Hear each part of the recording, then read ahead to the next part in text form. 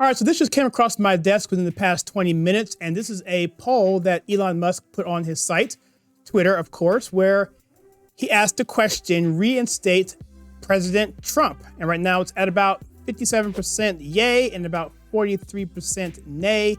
It has a 24-hour time limit, so in about 21 hours, this poll will go away, and who knows what's going to happen when it is all said and done. Now, right now, I don't know what to think about Elon Musk because he's put some stuff out there recently that I'm not a big fan of, but let's just keep it directly with this particular post. And I'm gonna go to an article here from MSN where it says here the same thing. Elon Musk starts Twitter poll on whether bringing back Trump.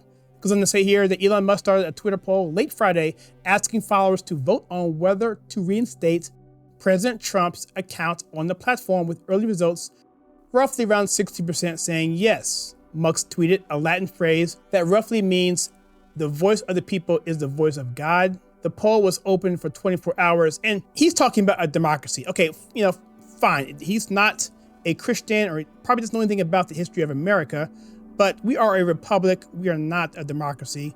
And this whole thing of up or down, like you see on the films, Gladiator, that's not how we run, because that's a mob rule. I hate to even put this out there because to me, it's a little silly to even have a poll like this and put it out there. It's just dumb. If you're gonna be a leader of a company, make a decision and put it out there.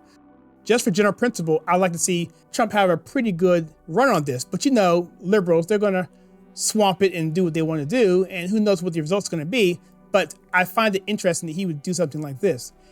He says he's a new owner, obviously, that he may reverse the Twitter ban on Trump, whose account was suspended. Musk said earlier in the day that a decision to bring back Trump's account had yet to be made, and that Twitter had reinstated some controversial accounts that had been banned or suspended, including satirical website Babylon Bee and comedian Kathy Griffin. And of course, we know what Kathy Griffin did, what she posted on Twitter was abhorrible. You may not know that Barron Trump, who was young at the time, saw that and thought it was real.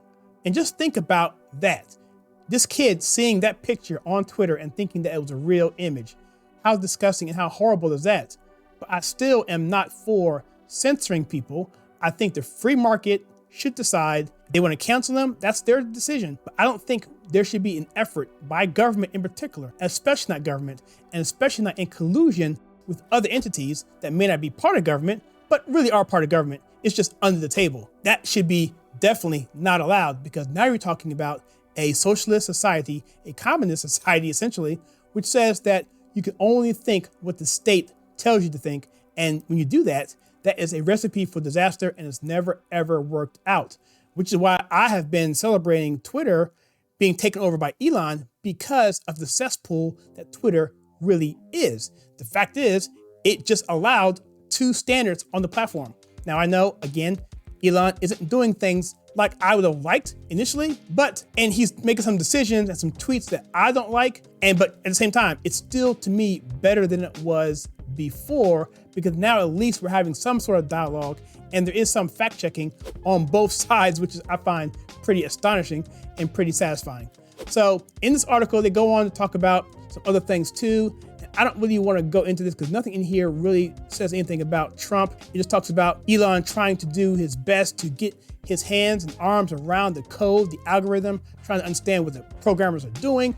Because before purchase, he didn't even know. I mean, it sounds like he didn't even know what was in the code, whether or not they were doing valid checks, whether or not there were bots of the millions to inflate the numbers and its value. So who knows? But this here is interesting. And so this poll right here, let me take a look at it right now at the time of this recording. If you go back over here and see where it is. Right now it's still 56 and hovering. So with 21 hours still left. So I am interested in this and want to know, what do you decide to do? Are you gonna go out there and vote? If you do decide to vote, is it gonna be for reinstatement or not?